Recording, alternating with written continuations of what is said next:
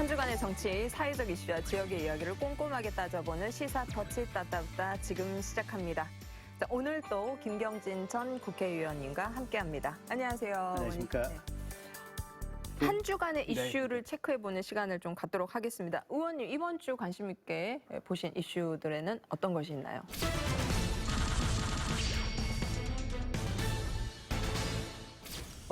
코인 폭락 사태죠.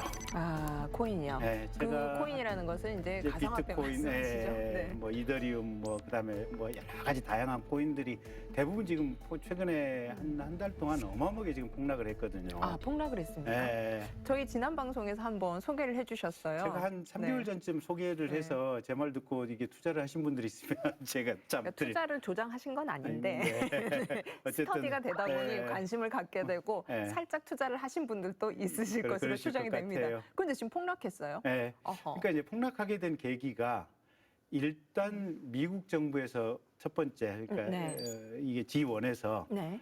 앞으로 $10,000 넘는 비트코인 거래를 할 경우에는 네. 미국 정부 당국에 신고를 하도록 하겠다. 아, $10,000. 그럼 하나로 약 한 1,300만 원 정도? 네. 네. 그렇게 발표를 했고, 그러면서 비트코인을 가지고 경제 활동을 하는 부분에 대해서는 미국 정부가 면밀히 들여다보겠다. 네. 근데 사실은 이제 비트코인이라고 하는 것이 이게 컴퓨터 파일 형태로 왔다 갔다 하는 이런 거다 보니까 네. 이게 은밀한 어떻게 보면 현금이 주고 왔다 갔다 하는 거하고 똑같은 거거든요, 네, 보면. 네. 그래서 정부 당국이 예금처럼 이렇게 세밀하게 들여다보면 이 비트코인의 가치가 떨어질 수밖에 없어요, 보면. 이게 이 불법적인 사업을 하는 사람들 사이에 의외로 이 비트코인으로 이 거래 결제가 많았다 보니까. 네. 네. 근데 이제 미국 정부에 그런 입장 발표가 있었고, 두 번째 이제 G2라고 하는 중국 정부에서는 뭐라 그랬냐. 네. 최소한 중국인들, 중국 국토 내에서 중국인들의 비트코인 거래는 일체 금지하겠다. 아, 거래를 금지한다. 하지 마라. 아, 네. 그러니까 중국 같은 데가 대표적으로 뇌물이 어마어마하게 많은 동네거든요. 거기다가 전 세계의 경제학자들 또 재정 전문가들이 비트코인 저건 신기루다, 허상이다, 아무런 가치도 담보하지 않는다 이렇게 이제 다 얘기를 하다 보니까 더더군다나 이게 폭락의 속도가 떨어졌던 것 같고요. 우리나라도 그때 가장 많이 올랐을 때는 네. 비트코인이 한 7천만 원 가까이 올랐다가 네. 최근에는 한 4천만 원, 4,500만 원 정도까지 떨어졌거든요. 거의 50%가량 떨어진 거네요. 50%는 아니고 한 40% 정도. 네. 그러니까 상투 끝에서 이 비트코인을 매수하셨던 분들은 손해가 좀 크실 것 같아요, 보면. 그리고 우리 정부 입장에서도 네. 사실은 이제 비트코인은 워낙 가격이 비싸다 보니까 젊은이들 투자가 좀 적긴 한데 이더리움이라든지 기타 코인들 같은 경우는 네. 젊은이들이 빚을 내서 투자를 하는 경우들이 많았는데 네. 비트코인이 떨어지면서 다른 코인들도 다 지금 가격들이 폭락을 한 것 같아요. 네. 네. 그래서 이게 경우에 따라서는 대출받아서 그냥 이 대출금 전액을 날린 이런 사례들이 지금 속출하고 있어서 투자에 실패한 20대 여성이 우울증을 알아오다 급기야 스스로 목숨을 끊는 일도 등록금을 투자했다가 이득은 고사하고 원금까지 잃은 사례도 여럿인데요. 젊은이들 좀 실망감들이 대단히 좀 크지 않나 싶어요, 보면.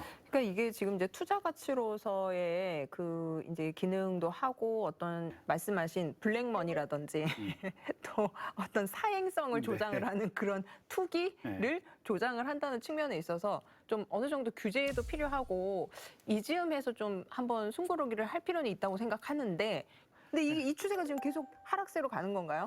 근데 이제 전문가님? 저도 전문가는 전혀 아니고요.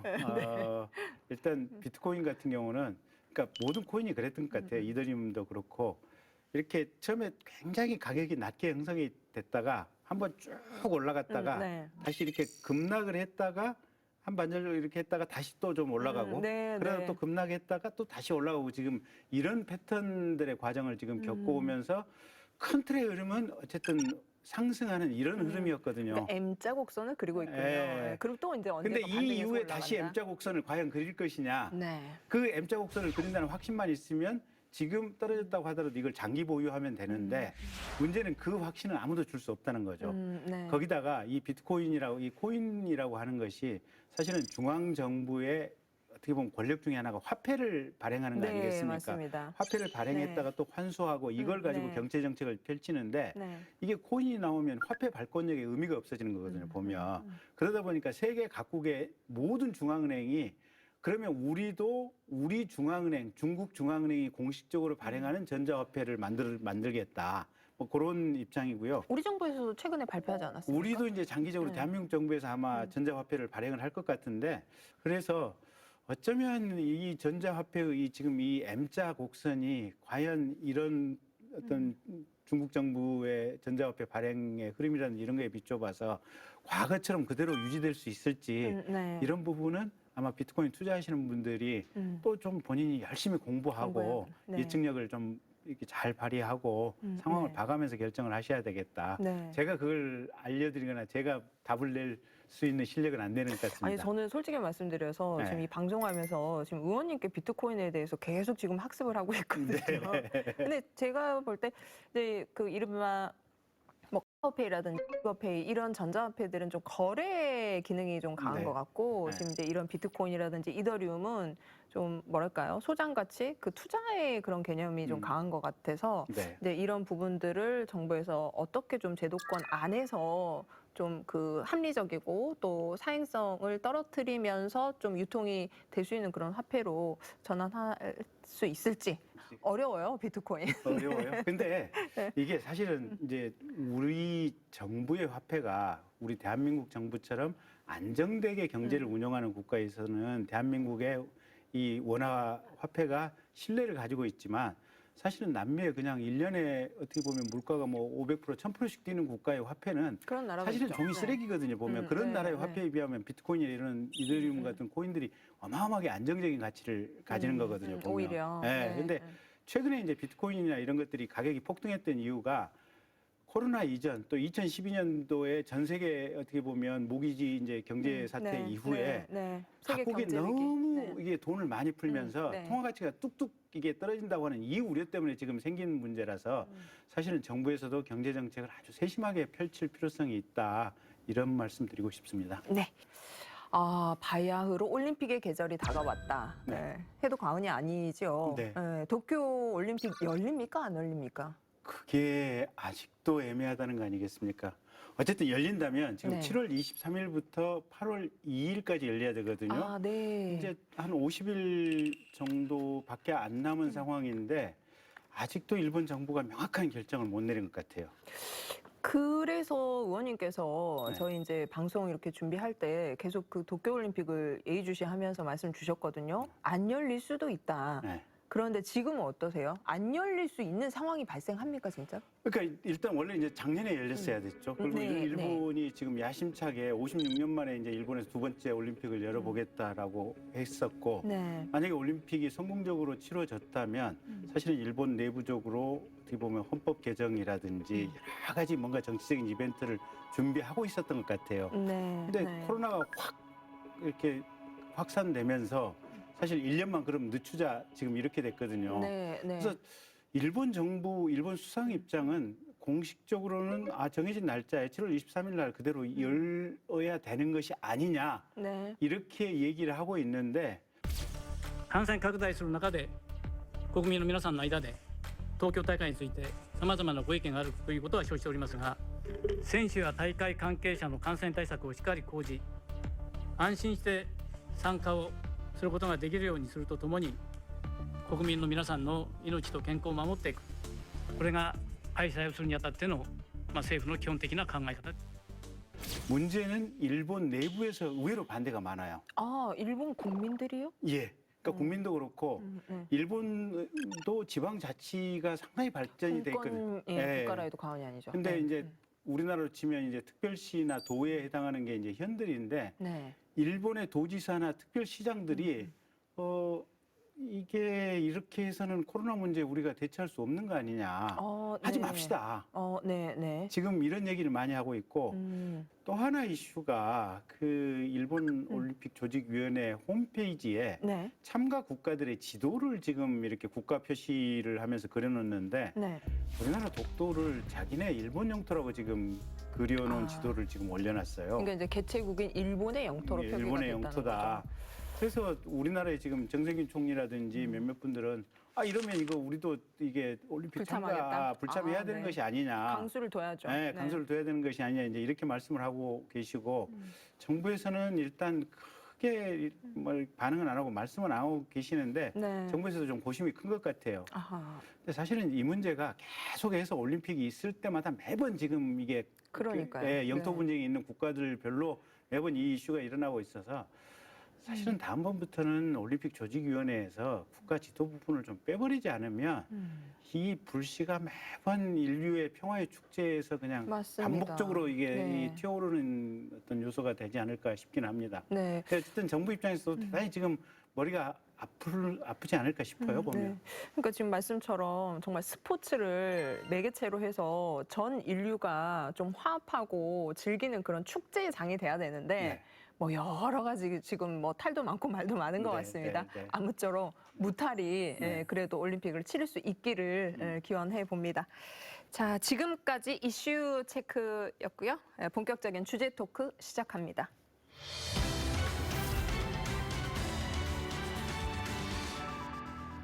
자, 코로나 백신 접종이 시작된 지 석 달 만에 1차 접종자가 전 국민의 10%를 넘었습니다. 하지만 여전히 하루 확진자가 500명에 다다르고 있는데요. 그래서 오늘 시사터치 따따부따에서는 우리 지역 코로나 상황과 백신 접종에 대한 궁금증을 꼼꼼하게 따져보는 시간을 마련했습니다. 자, 관련해서 도움 말씀 주실 지금 현재 광주 코로나19 방역을 진두지휘하고 계시는 광주광역시 복지건강국의 박향 국장님 스튜디오에 모셨습니다. 어서 오십시오. 네, 안녕하십니까. 매번 저희가 이제 언론에서 브리핑에서 이렇게 네. 뵀었습니다. 이렇게 이제 가까이 뵈서 반갑습니다만은 지금 이제 광주시도 그렇고 전남도도 그렇고 코로나 상황이 아직은 안심할 수 없는 단계여서 좀 안타까움이 있습니다. 어떻게 지금 하루하루 코로나 전쟁을 치르고 계신지 궁금합니다. 이제 전국 우리 광주 전남 상황도 전국 네. 상황하고 크게 다르지는 않아요. 이제 절대 숫자로 비해서는 이제 인구수에 대비해서 좀 적게는 보이지만 흐름으로 보자면 전국 동향과 좀 유사하게 흐르고 네. 있다고 봅니다. 그래서 저희들도 지금 최근 이제 500명대 유지하고 있는데 어제 지금 또 400명대를 좀 왔다 갔다 하거든요. 주말 네. 끼게 되면은. 네. 그래서 지금 이제 정부에서도 한 6월 말까지 정도는 계속 500명, 600명을 이상을 넘기지 않도록 네. 방역 수칙을 좀 강화하고 하는데 좀 포커스를 맞추고 있고요. 저희들도 지금 그렇게 진행을 하고 있는데 저희도 지난주 월요일, 화요일 때 뭐 5월 25, 26일 때 20명 이상이 나오면서 많이 놀라셨죠. 그래서 지금 그러니까요. 학교에서 발생하고 또 유흥업소 관련해서 좀 발생하고 이래서 좀 놀랬는데 지금 지난 26일부터 한 15명대로 떨어지면서 27일부터는 네. 지금 한 자릿수 유지하고 있습니다. 그래서 저희들도 지난 그제 일요일만 이제 또 격리 해제 전 검사들이 또 한 번 숫자가 많이 발생하면 한 보름 후에는 열흘에서 보름 후에는 또 해제 전 검사 숫자가 나오거든요. 네. 그만큼 이제 우리가 밀접 접촉자에 대해서 격리를 이제 많이 시켜놨다는 얘기예요. 그래서 그 부분은 좀 걱정은 덜해도 되지만 그래도 이제 두 자릿수 잠깐 올랐던 것 같습니다. 근데 지금 이제 지역 내에서 저희가 이제 말씀하신 것처럼 두 자리 숫자로 올라가니까 정말 깜짝 놀랐거든요. 네, 아, 네. 최근에는 변이 바이러스에 감염된 사례도 나왔어요, 지역에서. 네네. 저희가 지금 현재까지 변이 바이러스다라고 하는 숫자가 13명 정도 되는데요. 13분이요. 처음에 이제 3월달, 4월달 우리가 이제 질병청에서 변이 바이러스 검사를 하면서부터 한 5명은 해외 입국자였어요. 그러니까 해외 입국자는 이제 자체적으로 이제 가져온 거고요. 우리 지역 내에서 자체 지역 감염으로 나온 거는 이제 6명째부터 나왔는데 그 6명 같은 경우도 그 경남에 이제 방문을 갔다가 외국인하고 한 옆 테이블에 앉아서 감염된 거기 때문에 네. 그건 이제 유입의 경로가 명확하잖아요. 근데 이제 유입 경로가 명확하지 않고 그냥 지역사회 자체적으로 발생한 건수는 한 7건 정도 됩니다. 그래서 저희가 그때 이제 변이 바이러스 요즘 검사하는 방식은 이제 질병청에서 우리가 이제 보통 그 감염의 역학 수치를 바라보는 게 CT 값이라고 하는데 그 CT 값이 어느 정도 한 20 정도 내외 돼야 돼요. 그러니까 감염력이 어느 정도 있고 또 나이도 좀 젊고 또 집단으로 발생한 감염인 사례 이런 경우에만 변이 검사를 하거든요. 그래서 선택적으로 해서 하기 때문에 그게 뭐 전체를 대변하지는 않지만 지난번 한참 막 20 몇 건 막 올랐을 때 또 속도도 좀 빨랐을 때 네. 그중에 몇 명 해당이 되는 사람들 검사를 했었는데 네. 이제 변이 바이러스가 좀 나왔었거든요.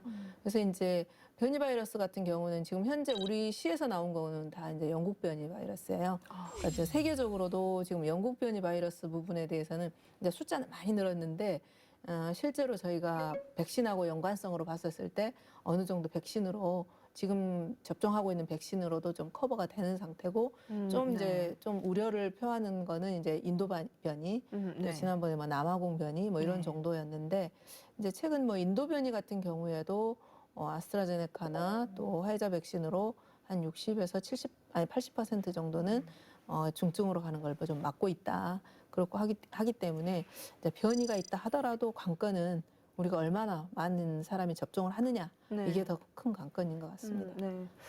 야, 지금 백신을 지금 접종을 하고 있는 이런 상황에서 외국발 변이 바이러스가 또 이렇게 국내로 유입이 되고 참.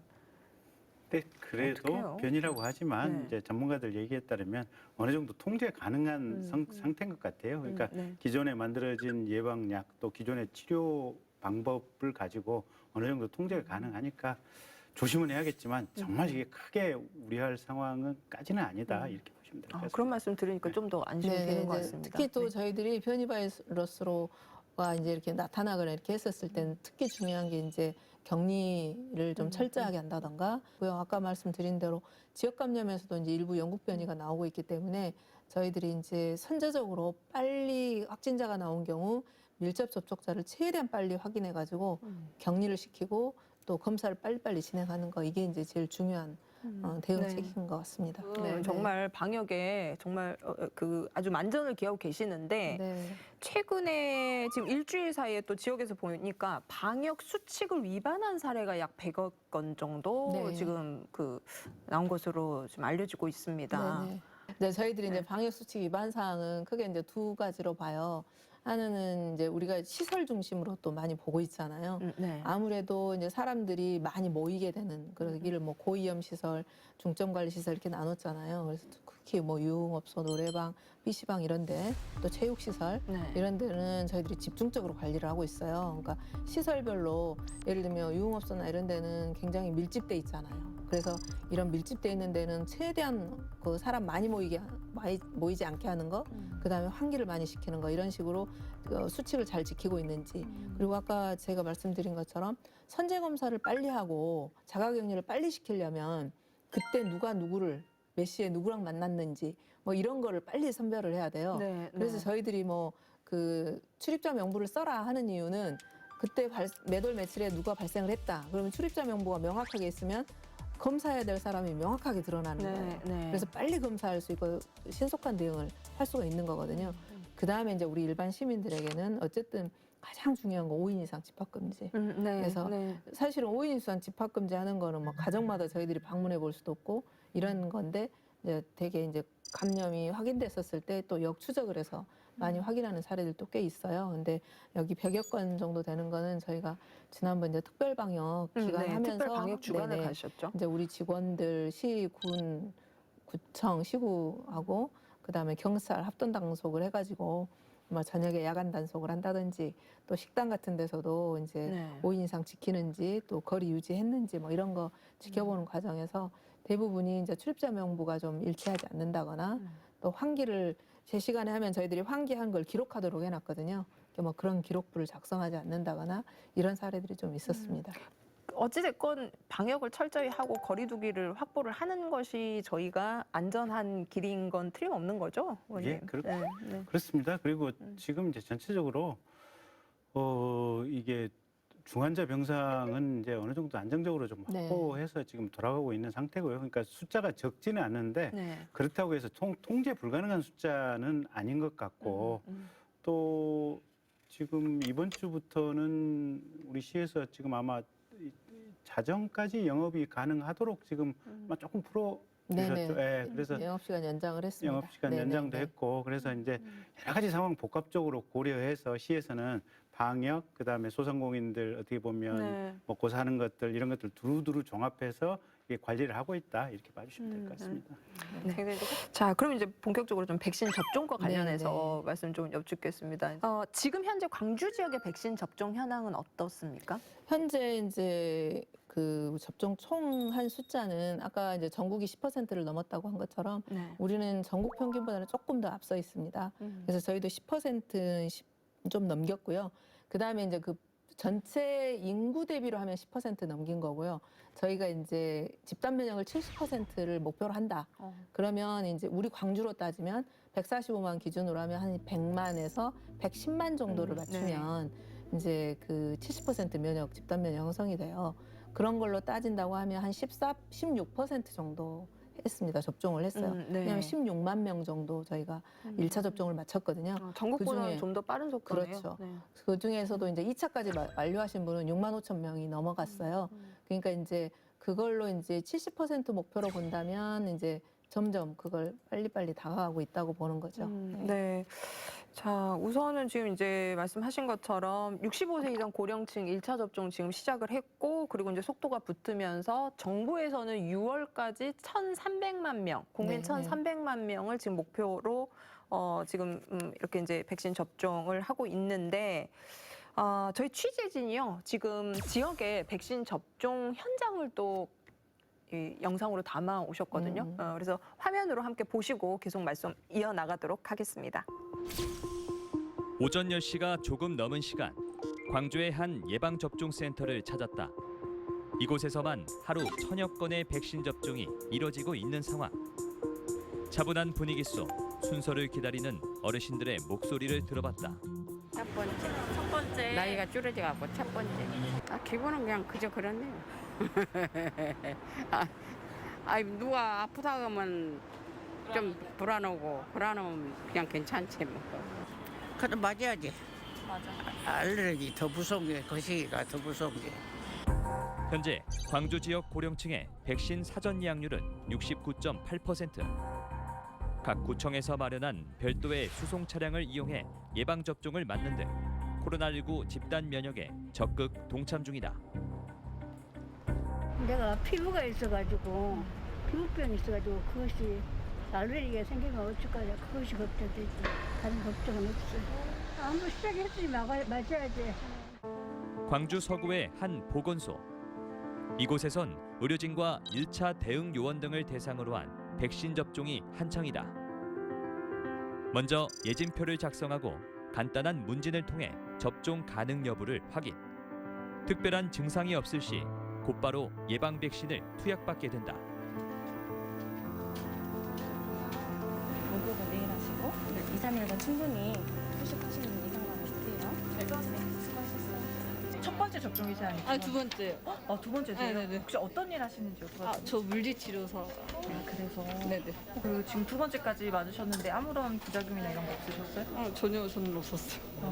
그냥 그날 당일만 좀 약간 오한 같은 거 몸살 기분 있었는데 그 이유는 괜찮았어요. 전 너무 괜찮아요. 그래요? 상체가 안 생기는 것 같아요.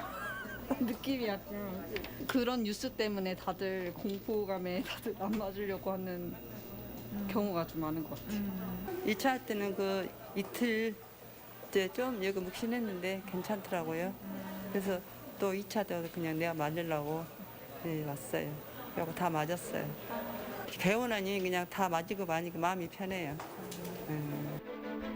이처럼 일상 복귀를 꿈꾸며 첫걸음을 내디딘 이들이 있는 반면 부작용에 대한 불안감으로 접종을 꺼리는 사람들도 적지는 않다. 이제 콜센터 전화를 받을 때 보면 한 10건 정도는 되는 것 같아요. 하루에 한 10건 정도는. 그게 어떤 내용으로 오는 건가요? 이제 그 태산군에 이제 해당이 되셔서 예약을 해야 되는데 이제 기저질환이 있다거나 그랬을 경우에 조금 불안함이 있어서 이제 또 언론에도 이제 그런 뉴스 같은 거를 보시고 나서 조금 그런 마음에 조금 문의를 많이 하시는데 현재 이제 지침상에는 이제 나온 대로 저희는 이제 일단 안내는 해드리고 그렇게 설명은 해드리고 있는데 조금 불안하신 분들이 많으시기는 하신 것 같아요. 전화 보면. 이제 아스트라제네카 혈전증으로 인해서 조금 이제 불안하셔서 화이자로 대체할 수 없는지 선택은 할 수 없는지 그런 문의를 조금 듣긴 했습니다. 기대와 우려가 교차하는 상황. 11월 집단 면역 달성이라는 정부의 계획은 순조롭게 진행될 수 있을까? 서구 지금 저희 인구가 접종 대상자 18세 이상 인구가 25만 명 정도 되는데 그중에서 지금 2만 4천 명, 한 9.7% 정도 1차 접종을 완료를 했고요. 더 이제 접종률을 높이기 위해서 저희가 이제 아파트 그런데 안내 방송도 하고 있고 홍보물도 저희 배부하고 있는 상황이고요. 그 외에 또 저희가 이장님, 통장님 통해서도 지금 홍보 적극적으로 하고 있는 상황이고 그 외에 또 콜센터를 운영하고 있어서 지금 접수를 받고 있는 상황입니다. 자, 국장님, 지금 이제 백신 접종을 하신 저희 시민들하고 이제 인터뷰를 했는데 뭐 다행스럽게 다들 이렇게 뭐 크게 우려하지 않고 안심하면서 맞으시는 것 같은데 백신 효과가 어떻게 있습니까? 일단은 네. 저희가 이제 사망 사례로 보다 치면 사망 사례. 네, 네. 근데 우리가 제일 먼저 작년 올해 초까지 제일 들어왔던 게 코로나 감염돼서 사망에 이르면 어떡하지? 이런 게 있었고요. 실제로 요양시설이라든지 요양병원에서 사망에 이른 사례들도 연세 드신 분들이 많이 있었지 않습니까? 코로나19로 숨진 사람이 처음 나왔습니다. 경북 청도에 있는 한 병원에 입원해 있던 60대 남성으로 어제 새벽 숨졌는데 검사 결과 양성으로 판정됐습니다. 어제는 하루 증가폭으론 최대인 851명이 늘었고 전체 누적 환자 수는 5,000명을 넘었습니다. 밤사이 사망자도 1명 더 늘어 32명이 됐습니다. 근데 최근 접종을 우리가 2월 말부터 시작을 했는데요. 1차 접종 진행된 이후로 사망에 이른 사례는 없었습니다. 그래서 이제 네. 질병청에서는 공식적으로 이게 예방접종하고 사망에 이르는 건 거의 100% 가깝게 예방을 했다 하고요. 그다음에 실제로 이제 접종을 하신 분과 하시지 않는 분으로 비교해 봤을 때 접종하신 분에서는 거의 연령대별로 약간의 차이는 있지만 90% 정도가 감염되지 않는 걸로 나왔고요. 또 이제 우리 가족 중에 만약에 접종을 했다 그러면 다른 사람에게 전파하는 율도 한 45% 이상 훨씬 더 섰고요. 그리고 이제 집단으로 저희들이 봤었을 때도 대개는 뭐 예를 들면 지난번에 전남에서도 그랬고 요양시설에서 확진자가 나왔다. 그러면 요양시설에 계신 분도 다 접종을 하진 않으셨거든요. 네. 한 80% 정도, 70% 좀 사이가 있었는데 맞으신 분들은 거의 확진자가 없어요. 90%. 근데 나머지 안 맞으신 분들이 이제 좀 확진이 되는 사례 이런 걸 확인할 수가 있었습니다. 네. 그러니까 지금 말씀 중에 치사율을 굉장히 떨어뜨린다.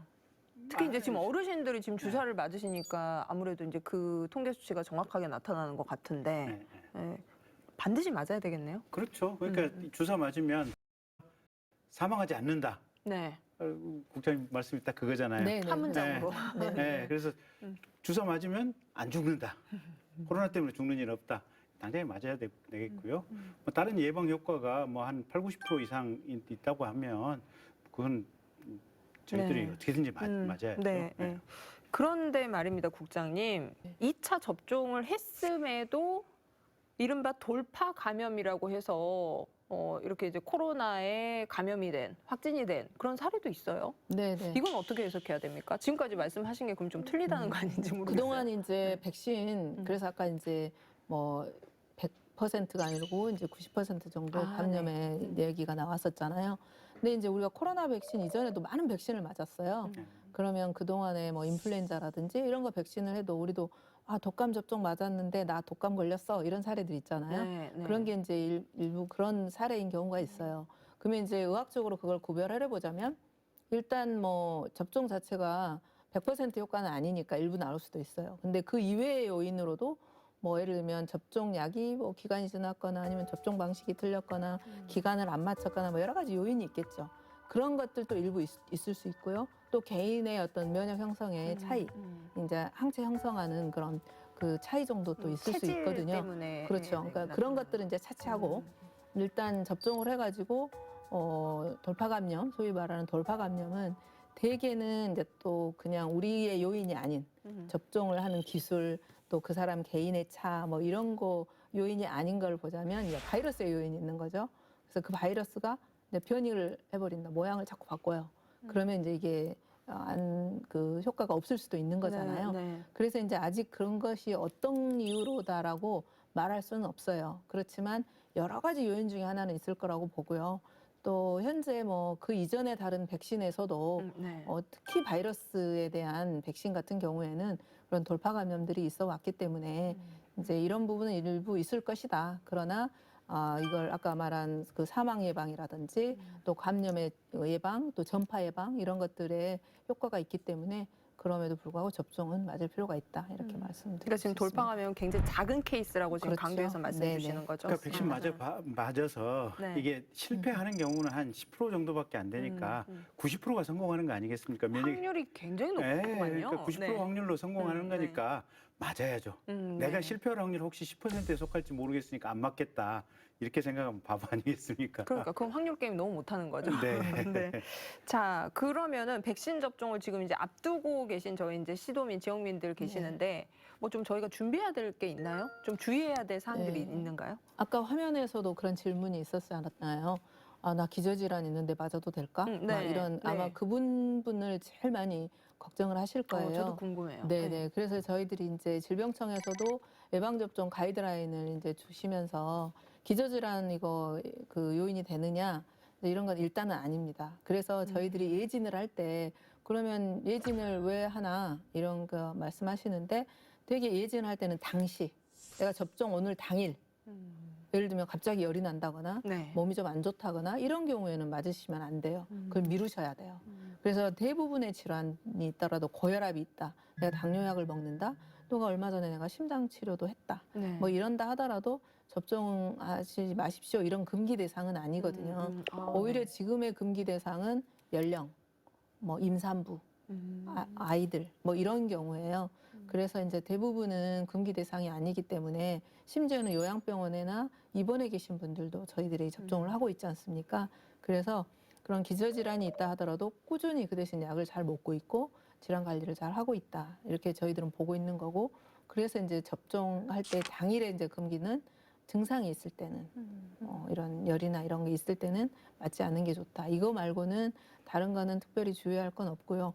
그래서 이제 저희들이 혹시 이제 접종을 하고 나서 뭐 쇼크나 아나필락틱 쇼크라고 하죠. 그런 게 생기거나 갑자기 안 좋은 반응이 나올까봐 이번에는 특히 접종을 하고 15분 내지 30분 정도 지켜보는 시간. 그리고 이제 바로 그 자리 현장에서 응급구조사, 그다음에 의사들이 대기를 하고 있어요. 네. 그리고 이제 그 접종 시설에서 가까운 응급병원하고 네트워크를 하고 있어서 즉각 대처를 할 수 있도록 저희들이 준비를 하고 있습니다. 그러니까 지금 넌스톱으로 다 지금 준비를 해놓고 계시는 그렇죠. 네네. 거죠? 근데 의원님 지금 이제 저 국장님 말씀 들으니까 빨리 맞고 싶거든요. 네. 언제 맞을 수 있을까요? 저는 지금 이제 40대 초반인데. 젊은 우리 김영미 교수님에게는 아마 순서가 11월 달이 나올까요? 아유, 11월까지는 안 갈 것 같고요. 7월 바라보고 있는데요. 네. 어쨌든, 근데 저는 지금 그거 말고 그 네 땡땡 카 땡땡에서 지금 네. 잔여 백신 검색해서 맞을 수 있잖아요. 네. 저도 알람을 맞춰놓고 기다렸는데 네. 없더라고요. 없다 그러더라고요. 어떻게 해야 됩니까? 뭐 그냥 그 요새 젊은 사람 말대로 존버 해야죠. 뭐 계속 찾아봐야죠. 당첨될 때까지 네. 계속 해야죠. 뭐. 의원님도 빨리 맞고 싶으실 것 같은데. 왜냐면 또 근데 이동 얘기 들어보니까 많으시니까. 이게 네. 젊은 분들 같은 경우는 특히 한 30, 40대들 같은 경우는 간혹 남성들 중에서 네. 이게 맞고 나서 좀 몸에 이렇게 열이 나는 경우들이 좀 있다 그러더라고요. 네. 그리고 이제 그런 경우에는 충분히 좀 휴식을 취해야 되는데 그래서 저도 그런 주변에서 이제 그런 얘기를 한 두세 군데에서 듣고 이게 하려면 금요일 날 해야겠다. 그래야 토요일, 네. 일요일 쉴 수 있으니까. 근데 금요일 날 찾기가 쉽지가 않더라고요, 보니까. 그 지금 노쇼 백신 또 잔여 백신 네, 지금 이게 이제 어떻게 저희에게 기회로 다가오는지, 그러니까 접종 대상자가 아닌 시민들에게 네네. 이것도 좀 궁금하거든요. 네, 지금 이제 네. 노쇼 백신 부분에 대해서는 한 7월까지는 많은 기대를 더 하시게 될 것 같아요. 저희가 7월에는 백신이 아무래도 이제 더 많은 숫자가 맞을 수 있도록 들어오기 때문에 네. 근데 이제 그 사이에는 좀 그 대상자에서 제외되신 분들이 이제 접종하시고 싶은 분들이 많을 것 같은데 저희들이 이제 노쇼 백신이라고 소위 말하는 그거의 대상은 어떻게 하냐면 예를 들면 이제 이런 거죠. 한 병원에서 한 의사가 하루에 예진을 할 수 있는 숫자가 맥시멈 100명이에요. 네. 그러면 예를 들면 이제 현재는 그렇게까지 백신이 많이 이렇게 풀려 있지 않기 때문에 모든 이제 저희가 위탁 의료기관이 한 400개소 되거든요. 근데 모든 의료기관이 뭐 100명씩 넣을 수 있을 정도는 아니거든요. 그러면 예를 들어서 50명이 예약을 했다. 그러면은 한 병에 11명에서 12명 정도 놓거든요. 그러면 한 병에 오면 55명, 뭐 또 68명 이 정도 되겠죠. 그러면은 50명이 예약을 했으면 5병은 트겠죠. 그러면은 한 10명, 뭐 8명, 9명, 11명보다 작은 숫자 정도가 남는 거예요. 그러면 이제 병원에서는 처음부터 대개는 처음에 저희들이 예약을 잡을 때 대개 한 그 정도는 남겠구나 싶어서 예비 예약자를 이미 대상자 중에 예비 예약자들을 좀 받아둡니다. 그래서 그분들이 와서 이제 소실을 안 하게 하려고 그래서 그렇게 받는 상태인데 그렇게 예약을 했던 사람이 갑자기 빠지잖아요. 그러면 1개, 2개 빠지겠죠. 근데 그거 노쇼에 대한 또 예약들도 또 최근에는 많은 분들이 의료기관에다가 명단을 많이 이렇게 기록을 해놓으셨더라고요. 신청을. 그런 그래서 방법도 이제 있습니까? 이제 그 병원마다 그 노쇼에 대해서 나 나오면 말해주세요 하신 분들도 좀 명단이 있는 것 같고요. 그래서 이제 그걸로 해결이 안 된 경우 이제 보완적인 방식으로 네이버나 뭐 여기 그 앱으로 지금 저희들이 보완을 하고 있어요. 그래서 아마 지금은 그렇게 많이 하더라도 한 명도 안 나와요 하고 좀 불만이 많으신데 그래도 이제 그게 안 될 경우 이건 거의 실시간이거든요. 이제 병원에다가 자기 명단을 신청해 놓으시는 분들은 미리 해놓는 거고요. 이거는 그런 것도 해결이 안 됐을 때는 이제 실시간으로 지금 떠 있어요. 지금 오세요. 막 하는 거거든요. 그래서 이제 생각만큼은 많이 없는 것 같아요. 뭐 그 이유가 그만큼 예약을 한 사람들이 접종을 확실히 하고 계시는 하고 거죠? 계신다는 반증인 것 같습니다. 정말 하늘의 별 따기일 것 같아요. 그러니까 지금 자녀 분량의 그러니까 원 예약자, 기존 예약자의 추가 예약자 그리고 이제 남은 그러니까 나타나지 않은 분들을 저희가 클릭해서 들어가서 지금 예약을 해야 되는 거잖아요. 저는 7월부터 11월 사이에 기다렸다 이렇게 맞는 것으로 그렇게 계획을 잡도록 하겠습니다. 자, 우리 지역에서 지금 이제 이렇게 백신 접종을 또 착실히들 맞고 계시고 하는데 이 얘기를 또 안 할 수가 없습니다. 맞고 나서 부작용 사례도 지금 발생을 하고 있어요. 백신을 맞은 사람이 30만 명에 육박하면서 이상 반응 의심 신고도 급증하고 있습니다. 백신 접종은 속도를 내면서 지금까지 64만 명 넘게 백신을 맞았는데 백신을 맞은 20대 남성에게서 혈전 이상 신고가 접수됐습니다. 지역에 혹시 백신 부작용 사례 국장님 말씀해 주실 수 있으신가요? 저희도 매일매일 하면 지금 현재 이상 반응 신고만 된 것만 해서 한 430건 정도 돼요. 그러니까 이제 이상 반응 신고라고 하는 거는 어떤 분들은 저 주사 맞고 열났어요. 저 막 이게 어깨 아파요. 이렇게 하면 신고를 하시는 분들 이건 원래 예상된 여기 반응이니까 하고 안 하신 분도 계시지만 하신 분도 계세요. 그런 것까지를 다 합쳐서 한 430건이에요. 그 중에 이제 그러면 이제 저희들이 상담을 통해서 아까 이제 상담 전화 많이 온다잖아요. 그러면 한번 이렇게 하십시오. 해열 때 드십시오. 또 이렇게 얼음찜질 좀 하십시오. 이렇게 했을 때 해소가 되시는 분들은 이제 그걸로 끝나는 거고요. 근데 이제 그게 병원에 가서 치료를 받아야 될 정도다. 그러면 이제 저희들이 이제 피해 보상이나 이런 것들이 들어가는 거고요. 그래서 이제 그런 경우는 이제 우리가 현재 그 공식적으로 이상 반응으로 좀 해달라라고 하는 게 한 9건 정도 지금 진행을 하고 있는 것입니다. 자, 이쯤에서 지금 최근 우리 지역의 백신 접종 후에 이상 반응을 보이거나 또 사망한 사례가 잇따라 일어나고 있는데요. 저희 취재진이 영상에 담아봤습니다. 화면 함께 보시고 말씀 계속 이어가도록 하겠습니다. 지난 4월 26일부터 경찰, 소방 등 사회 필수 인력 17만 3천여 명을 대상으로 아스트라제네카 백신 접종이 시작됐다. 그런데 백신 접종 이후 우리 지역에서 심각한 부작용 의심 사례가 잇따라 나타나고 있다. 전남의 한 50대 경찰관이 백신 접종 16일 만에 사망해 방역 당국이 조사에 나섰습니다. 전남 장흥에서 50대 경찰관이 가슴 통증 등 부작용 증세를 호소하다가 16일 만에 숨지는 안타까운 소식이 전해졌다.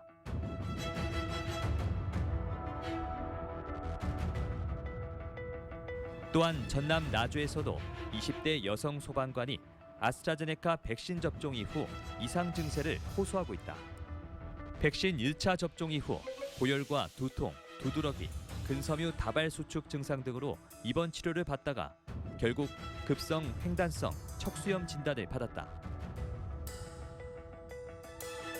현재 한 달이 넘도록 재활 치료를 받고 있지만 아직까지도 일상생활이 어려운 상황. 접종하고 다음 날부터 이제 열 나고 두드러기가 엄청 심하게 나더라고요. 다리에 이제 양쪽 허벅지 이렇게 그 근육 경련 이렇게 툭툭 튀는 그런 증상이 있었거든요. 다음날 아침에 이제 그런 증상이 이제 계속 지속됐고 저는 이제 조금 있으면 낫겠지라고 생각을 했던 것 같아요. 이제 그러면서 증상이 늘어났던 것 같아요. 뭐 두통이나 이렇게 왼쪽 다리가 갑자기 걸을 때 이상하더라고요. 이제 토할 것 같고 막 이런 증상이 있어서 그때 이제 응급실 갔었고 이후로 지금은 이제 팔 저리고 손끝이 엄청 저려요. 아플 정도로. 뭐 물건 같은 걸 만졌을 때 이렇게 너무 저리니까 감각이 좀 이상한? 좀 가능한 건가요, 치료는? 들어보니까 이게 희귀병이라서 치료제는 없고 그냥 악화되는 걸 막아주는 것 뿐이라고 말씀하시더라고요. 병이 더 진행되는 걸 막는 것 뿐이라고.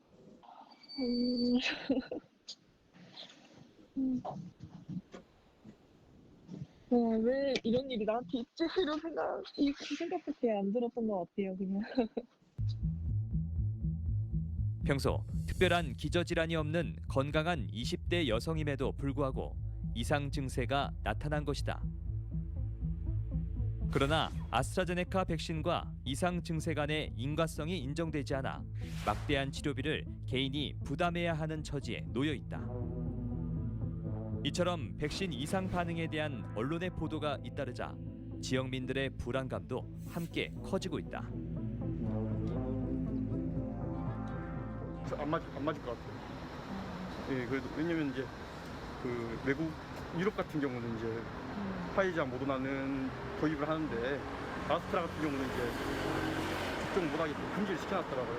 그래서 다 이제 다 일리가 있고 그 이제 외국에서도 다 이제 아스트라를 금지시킨 이유가 다 있다고 생각하기 때문에 저도 이제 좀 불안하고 하니까 괜히 제가 그 당사자가 되지 않을까 하는 불안감이 없지 않아 있죠. 아무래도 불안하죠. 그런 기사를 뭐 이제 저도 이제 맞을 거잖아요. 뭐 차례가 오면. 근데 뭐 이제 저 같은 경우에는 좀 생각을 해보고 싶어요. 만약에 그렇게 백신을 맞아도 되는지. 이제 몸이 건강하면은 맞고 싶은데 제가 지금 이렇게 약간 막 이렇게 떨리는 그게 있어서 무서우니까 좀 이렇게 안정되면 이제 맞을까 생각하고 있습니다. 자, 지금 경찰관께서는 이제 별세하셨고, 그리고 이제 나주의 구급대원은 척수염이라는 지금 희귀병을 얻었고, 그런데 인과성이 없다. 그러니까 이게 지금 백신 접종과는 아무런 관계가 없다라는 것이 이제 당국의 뭐 조사 결과인 것 같은데, 어떻게 바라봐야 되나요, 국장님? 이제 특히 이상 반응, 특히 이제 중증 이상 반응에 대해서는 이제 저희가 되게 전국적으로도 한 190건 정도는 대개가 경한 증상인데 병원에 치료를 요해서 피해 보상 한 30만 원 이하의 피해 보상을 받은 정도 이런 건들은 되게 좀 많이 있고요. 그다음에 중증인 경우 아나필락틱 쇼크가 좀 심하게 나왔거나 그 후유증으로 이어지거나 또는 사망에 이르는 경우에는 그게 이제 예방접종과 연관성이 있냐 없냐를 떠나서 전체적으로 지금 신고 건수가 한 249건 정도 되고요. 지역에서요? 아나필락틱인 것 같다. 아니 전국으로. 전국으로. 아나필락틱하고 관련된 쇼크인 것 같다고 신고된 게 한 150건 정도 돼요. 그러니까 이제 전국 한 400건 정도가 된다고 보죠. 그러면 전국 단위로 보면 한 400건 중에 한 40건 정도는 좀 연관성이 있다라고 좀 돼서 특히 이제 그 가벼운 건들이 좀 많아요. 30만 원 이하의 건들. 근데 이제 중증으로 갔을 경우 대개는 이제 제일 두려워하는 게 사망, 또 아까 저런 그 심한 질환들 이렇게 증상으로 이어지는 것들인 경우잖아요. 그래서 사실은 이제 이게 우리가 접종 기간이 아니더라도 다양한 질환들이 우리가 생각지 못한 질환들이 많이 있잖아요. 근데 우리가 접종이라는 이런 시기, 접종을 했다라는 이런 원인이 하나 있는 거잖아요. 그래서 그 원인이 그 결과에 만약에 접종이 아니었다면 이 결과가 있었을까? 아니면 접종이 있음으로 인해서 이 결과가 나왔을까? 이런 것들을 확인하는 과정들이 굉장히 과학적으로 좀 저희들이 진행하려고 해요. 왜냐하면 또 불필요한 우려나 이런 걸 낳아서도 안 되고 또 연관성이 있는데 또 그걸 피해를 보상을 못 받으면 안 되잖아요. 네. 그래서 그 부분들이 우리가 이제 일단 신고가 되면 우리 자체 피해보상위원회에서 이제 이상반응 심사위원회에서 심사를 해보고요. 그 다음에 이제 중앙에 올리거든요. 근데 이제 그 아까 그런 연관성이 없다라고 판정되기까지 저희들이 이제 다양한 검사 과정을 거칩니다. 네. 먼저 뭐 접종과 관련된 전문의, 그 다음에 또 이런 아나필락틱 쇼크 알러지와 관련된 전문의들, 심지어는 이제 부검, 갖고 법의학을 전공하는 의사 선생님들까지 해가지고 저희들이 구성을 하고 기초조사를 합니다. 그래서 기저질환이 있었는지, 약물 치료는 하고 계셨는지, 또 접종 전후에 다른 어떤 증상은 없었는지 이런 관련성들을 다 하고 만약에 이제 사망에 이른 경우에는 이제 부검 결과까지 다 네. 확인을 하거든요. 그래서 오히려 이제 특히 이제 연세가 많으신 분들은 기존 기저질환들이 나오기도 하고 또 우리가 미처 알지 못했던 기저질환을 질환들을 또 나중에 확인하기도 하고 이런 사례들도 있습니다. 근데 이제 시간적으로 워낙 접종을 한 이후 아주 가까운 시간, 짧게는 뭐 5분 이내, 길게는 일주일, 뭐 2주, 뭐 한 달 이 이내에 발생한 그런 결과이기 때문에 이제 그걸 당하는 당사자 입장에서는 이것도 당연히 의심할 수밖에 없죠. 혹시 접종 때문이 아닐까? 이런 건 의심할 수밖에 없어요. 그래서 저희들도 우리 이제 지자체에서도 그 위원회에서 충분하게 검토를 하고요. 그 다음에 이제 중앙위원회에서는 다시 그걸 재검토를 하고 있습니다. 그래서 이제 뭐 이제까지는 그렇게 검토를 해본 결과 중증으로는 전국으로 하면은 한 2건은 중증, 사망 또는 아주 심한 질환, 그리고 나머지 37건 정도는 아나필락틱 쇼크. 이거는 아나필락틱 쇼크이다. 일종의 아주 심한 알러지라고 생각하시면 돼요. 알러지 그런 종류. 아주 갑자기 그냥 우리가 알러지가 생긴다 그러면 뭐 두드러기가 나거나 막 이렇게 얼굴이 붉어지거나 이런 게 나오잖아요. 근데 그게 순식간에 나타나게 되면 심장이 그 기능 못해서 피가 막 잘 안 되고 뚝 떨어지고 막 이런 것들이 생기잖아요. 근데 그것이 순식간에 나타나는 거니까 그런 걸로 좀 일종의 아나필락틱과 관련된 거다라고 인정된 게 한 37건 정도는 있었습니다. 근데 이제 우리 시 같은 경우는 중증으로 신고된 게 한 9건 정도 있었는데 저희는 지금 조사 진행 중이고 일부는 또 이제 좀 관련이 없다라고 판정된 것도 있고요. 네. 인과성이 없다고는 이제 결과가 나왔지만 그 확률 10%에 들어가는 부작용이 아닐까 그런 생각이 들거든요. 언니? 그러니까 확률이 10%가 아니고 대단히 적은 확률인 것 같고요. 이제 그 냉철하게 이제 의학적인 인과관계 뭐 이런 것들을 따져 보면 실은 본인도 모르는 자기 몸의 특이성이 있었던 거죠, 보면. 그러니까 이게 꼭 코로나 예방주사가 아닌 다른 예방주사의 경우에도 발현될 수 있었고 다른 상황에서 하시라도 발현될 수 있는 상황이었을 가능성이 높기는 하죠. 근데 어쨌든 이제 이게 코로나라고 하는 어떻게 보면 전 세계적인 사태, 그다음에 우리 국가 전체가 빨리 예방주사를 맞고 이거를 극복해서 평화로운 일상으로 복귀해야 된다고 하는 이 상황 속에서 모두가 사실은 약간의 두려움과 약간의 리스크는 다 감수하면서 지금 이 주사를 맞는 거 아니에요. 그래서 이 국가 전체가, 우리 사회 전체가 이제 보험을 그냥 다 가입시켜 준다. 아마 이런 어떤 생각의 전제하에서 이분들에 대해서는 꼭 뭔가 인과관계가 인정이 안 되더라도 나중에 국가에서 적정하게 뭔가 손실보상이라도 해줄 수 있는 그런 개념이 좀 필요하지 않을까 싶기는 합니다. 지금 국가 차원에서 인과성이 없으면은 보상 지원을 할 수 있는 그런 체계가 있습니까? 아니면 인과성이 있어야지만 보상 지원 받을 수 있습니까? 그 인과성이 없다는 거가 이제 아까 말씀드렸던 대로 내가 이거하고 관련이 있는 것 같다라는 생각을 가지고 신고를 했다고 하면 그러면 그 신고한 건 중에 이거는 정말 인과성이 있다라고 판정된 거 이외에는 그럼 모두 인과성이 없다고 판단해야 되느냐. 근데 이게 좀 문제가 될 수 있거든요. 그러니까 본인은 이게 그래도 인과성이 있는 것 같은데라고 했지만 명확하게 인과성이 있다라고 판단된 것은 이제 거기에 따라서 하면 되는데 그렇지 않은 경우 그러면 예를 들면 저희들이 아까 말한 대로 기저질환도 확인하고 여러 가지 그때 기존에 밝히지 못했던 그런 증상 질환이나 이런 것들도 나오잖아요. 근데 우리가 예방접종 백신을 만들 때 이 백신은 이런 부작용이 있을 수 있습니다라고 공식적으로 된 부작용들이 있어요. 예를 들면 아스트라제네카는 혈전이 발생할 수 있다. 그러면 예를 들어서 혈전이 발생하는데 어디에 뭐 아무데나 생기는 게 아니고 주로 그 뇌, 정맥, 뇌 정맥동이라고 해서 우리가 이제 피가 동맥에서 나오면 그거를 몸을 돌다가 그다음에 정맥으로 해서 다시 심장으로 더 돌아가는 거잖아요. 근데 뇌에 있는 정맥에서 그게 이제 혈전이 생길 수 있어요. 그러면 뇌에 있는 정맥에 생기면 그게 한 바퀴 순환한 게 심장으로 못 가겠죠. 그러면 그게 뇌의 혈관이 좀 고이겠잖아요. 그러면 어떤 증상이 나오냐면 머리도 아프고 뭐 이게 심해지 이제 그런 증상이 나올 수 있겠죠. 뇌경색 같은. 그렇죠. 그게 더 심해지면 뇌출혈이나 경색이 될 수도 있는 거예요. 그러면 이제 그런 것과 다른데 예를 들면 기존에 어떤 분이 혈압이나 동맥경화나 이런 걸 갖고 있었다. 그러면 이거는 기저질환과 연관성이 있을 수 있잖아요. 근데 아무것도 없어요. 근데 이게 반드시 이 접종으로 인해서 생겼다라는 또 다른 또 여러 가지 검사적인 검사 기준이 있거든요. 그거 기준은 아니지만 그게 아니라고 볼 수도 없다.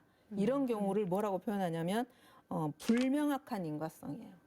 이런 경우 그러니까 분명히 기저질환하고도 일단 배제가 돼야 돼요. 이런 게 없었는데 반드시 이게 접종하고만이라고 접종이 반드시 원인이 됐다라고 입증할 수는 없다 하더라도 그런 예시로 된 게 저희가 한 전국적으로 한 7건 정도 있거든요.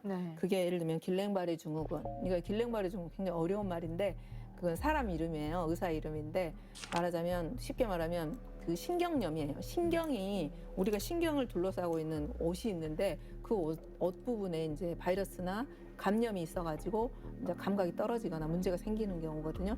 그런 사례가 될 수 있다. 그런 거 그다음에 뭐 급성 심근염 또는 뭐 염증성 근육병증 뭐 이런 것들이 몇 가지 있어요. 그런 경우 7건 정도는 이제 그런 완전한 명확성이 입증되지 않았지만 이제 국가가 보상하는 사례가 있어요. 그래서 이제 뭐 아까 저희들이 심사를 할 때 우리 지역에서 심사를 하거나 중앙에서 심사를 할 때 정말로 신경을 쓰는 건 뭐냐면 정말 기저질환과도 분명히 연관성이 없어요. 또 부검을 하거나 이제 사망의 경우 부검을 하거나 이렇게 했었을 때도 연관성이 없다라고 입증이 된 거는 이제 명확한 거잖아요. 그렇지 않은 거를 혹시 놓치는 거 이런 건 없어야 된다. 그래서 저희들이 이제 국가에서 그 부분에 대해서는 명확하게 접종하고 인증이 안 됐다 하더라도 그런 가능성이 있는 거에 대해서는 보상하겠다 이런 취지입니다. 그러면 지금 중앙 차원에서 그런 인과성이 확실한 것, 또 불확실한, 불명확한 네네. 인과성에 대해서도 어느 정도 보상 네네. 지원 체제가 있는 것 같은데, 체계를 갖추고 있는 것 같은데, 지자체에서는 또 별도로 그런 보상 지원 체계를 갖추고 있는 게 있습니까, 혹시? 이제 저희들이 그거는 이제 백신과 어쨌든 불명확한 인과성이라 하더라도 그게 있었을 때는 이 백신에 대한 보상 시스템에서 돌아가는 거고요. 아까 이제 그거도 아니다라고 했었을 경우에는 이제 백신에 대해서 백신 그 이상 반응 시스템하고는 이제 별개로 예를 들면 이제 저희들도 얼마 전에 사망하신 분이 계셨는데 이제 전체 심사위원회 최종 심사까지 해서도 지금 인과성은 없다라고 나왔어요. 근데 이제 좀 이 부분에 대해서 뭐 장례를 한다든지 이런 거에 대해서 감당할 그런 여력이 없으신 분들이었기 때문에 저희가 긴급 재난이라든지 또 사회복지 또는 후원 뭐 이런 것들을 좀 연결을 해서 저희들이 좀 지원을 해드리는 사례가 있거든요. 그런 것처럼 꼭 그 이상 반응에 대한 그 보상 절차 이외에 다른 절차들을 저희들이 필요한 경우에는 가동을 시켜서 하려고 합니다. 자, 오늘 영상에서 나온 지금 이제 별상 경찰관에 대해서는 지금 순직 인정을 추진하고 있는데 뭐 당연한 도리라고 생각을 하고요. 그리고 척수염 진단을 받은 구급대원 역시 공무상 재해를 지금 검토 중이고 또 동료들이 십시일반 모금을 지금 하고 있다고 합니다.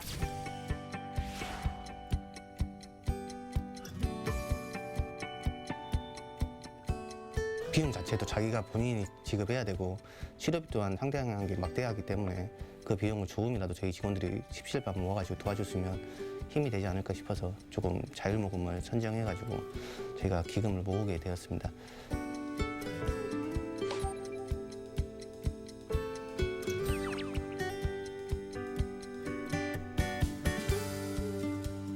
예, 시민 여러분께서는 백신 접종 관에 여러 이슈들로 걱정이 많으시겠지만 전 국민이 코로나를 이겨내기 위해서는 최선의 방법이 백신 접종을 하는 것이기 때문에 적극적으로 동참했으면 좋겠습니다. 아무쪼록 그 빠른 쾌유를 기원을 합니다. 자, 일상으로 복귀를 하고 또 지역 경제 활성화시키기 위해서는 백신 접종이 답이라는 생각이 드는데 네.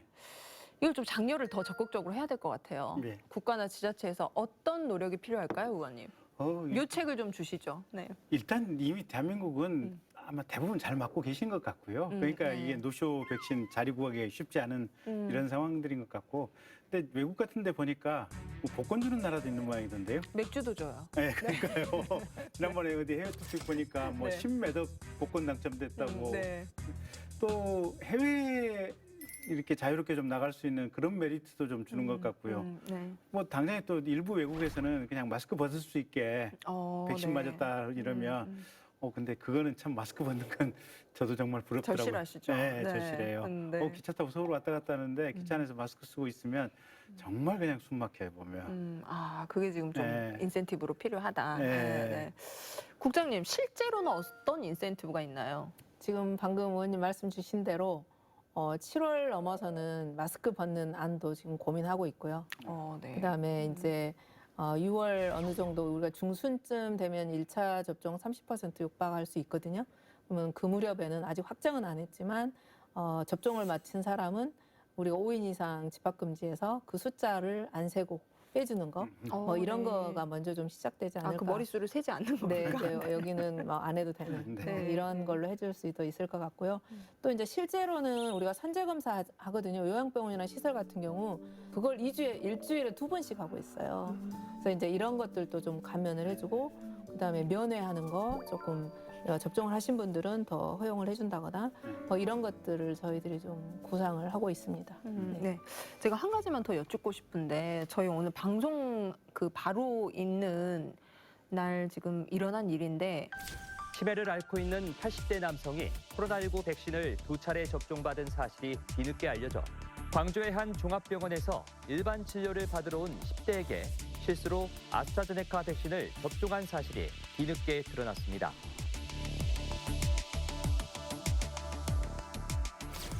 백신 접종을 안 맞아야 되는 사람이 맞고 그리고 또 하루에 2번이나 접종을 하신 분이 계시고 이제 이런 착오가 왜 일어나는지 그리고 이런 이제 이른바 백신 과용량 접종 이건 네. 문제가 안 되는지 그거 궁금하거든요. 네, 저희가 과용량 접종이 한 번 있었고요. 또 지금 10대가 주사를 맞는 그런 사례가 네. 좀 발생을 했습니다. 그래서 이제 처음에 과용량 접종은 이제 어르신께서 이제 치매가 좀 있으셔서 본인이 맞은 걸 잊고 다시 되돌아왔는데 우리가 이제 접종을 하는 시스템상 입력하고 그 접수하는 시스템상에 약간의 허점이 있었던 것 같고 또 이제 그거를 담당하는 직원이 이제 매일 좀 바뀌면서 그걸 이제 인지하는 걸 하나 놓쳤던 것 같습니다. 그래서 이제 그런 것이 발생을 했는데요. 저희가 그 이후로 즉시 고정 인력을 배치하도록 하고 또 질병청에다가도 그 시스템 보완을 좀 요청을 했습니다. 네. 그래서 그 부분은 좀 보완될 것 같고 다행히 그 2번 맞으셨던 어르신은 그 이후로 특별한 이상은 보이지 않았고요. 또 그 다음에 발생했던 10대가 맞는 경우에는 이제 예방접종 민간 의료기관이 이제 접종하는 실이 하나 접종 주사실에 한 군데만 있다 보니까 접종 백신 맞으려고 줄이 서 있는 상태에서 다른 질환으로 이제 소염진통제 맞으려고 왔던 학생이 그 사이에 끼면서 네. 이제 그런 오류가 발생을 한 것 같습니다. 그거는 그만큼 또 우리가 예진표를 확인한다던가 이름을 다시 한번 확인한다던가 이런 것들을 좀 놓친 것 같습니다. 그래서 저희들이 그 이후로 즉시 이제 그런 시스템에서 매뉴얼대로 지키도록 했고요. 그 학생 같은 경우도 저희가 하루 정도 입원해서 지켜봤었는데 큰 문제는 없었고 한 1주 정도 계속 모니터링 하고 있는 상황입니다. 다시는 저희들이 이제 그런 오류가 발생하지 않도록 꼼꼼하게 지금 매뉴얼을 다시 챙겨보고 있습니다. 그런 실책은 없으셔야 될 것 같습니다. 당연히 저희들이 보완하도록 하겠습니다. 그나저나 코로나19 언제쯤 끝날까요? 저희는 이제 희망을 갖고 있습니다. 저희가 6월 말까지 한 30% 내외 정도 접종을 하고 나면 이제 7월부터는 이제 백신 공급이 좀 훨씬 더 원활해질 거고요. 저희들이 이제 400여 군데, 우리 광주로 하면 한 400군데 정도가 위탁 의료기관이 접종을 하고 있지 않습니까? 그러면 맥시멈으로 논다고 하면 한 100명 정도 논다. 그러면 많은 수가 동시에도 맞을 수 있거든요. 그래서 백신 백신 수급이 좀 원활하게 진행되는 한 저희가 생각보다는 좀 더 당길 수도 있지 않을까 하는 기대도 해보고요. 또 무엇보다도 우리 시민 여러분들께서 저희가 이제 다른 지역보다도 예방접종 그 예약률도 높고요. 동의를 해주신 분들이 많아서 감사드리고 있습니다. 그래서 저희가 그 부분 신속하고 안전하게 또 아까 그런 행정적 착오나 이런 것이 없도록 최선을 다해서 접종을 하다 보면 11월보다 좀 더 땡길 수 있지 않을까 하는 기대도 해봅니다. 그 의사 출신이셔서 그 누구보다 전문가이실 것 같아서 여쭤보는데요. 백신 정말 문제 없는 거죠? 그 확신을 좀 마지막으로 저희 시도민께 주시기를 바랍니다. 네, 이제 저희가 백신 개발되면서 약간의 지금 1년 안에 개발되면서 약간 좀 보완돼야 될 부분도 있다라고 했지만 그런데 지금 현재는 백신을 맞음으로 인해서 그거는 훨씬 줄일 수 있다. 거의 또 사망 같은 경우는 100% 예방할 수 있다. 이런 게 입증이 된 상태이기 때문에 우리가 그것이 갖고 있는 백신 접종이 갖고 있는 장점 또 우리가 집단으로 우리가 함께 살 수 있다는 그런 그 이점 이런 것들을 먼저 보셔서 함께 참여해 주시기를 다시 한번 당부드립니다. 행정가이기에 앞서서 지금 의사로서 전문가로서 지금 확신을 주신 것으로 제가 해석하겠습니다. 의원님 오늘 마무리 발언 부탁드립니다. 지금까지 고생 많이 해주셔서 감사드리고요. 앞으로도 더 고생해 주시고 빨리 백신 확보해서 저도 불러주십시오. 얼른 뛰어가서 맞겠습니다. 그러겠습니다. 네, 고맙습니다. 저도 불러주십시오. 네. 자, 국민 모두가 백신 접종에 적극 참여해서 집단 면역을 조기에 확보할 수 있어야겠습니다. 아무쪼록 하루빨리 평범한 일상으로 돌아갈 수 있기를 바라면서요. 오늘 시사터치 따답다 저희가 준비한 내용은 여기까지입니다. 저희는 다음 주 이 시간에 다시 찾아뵙도록 하겠습니다. 고맙습니다.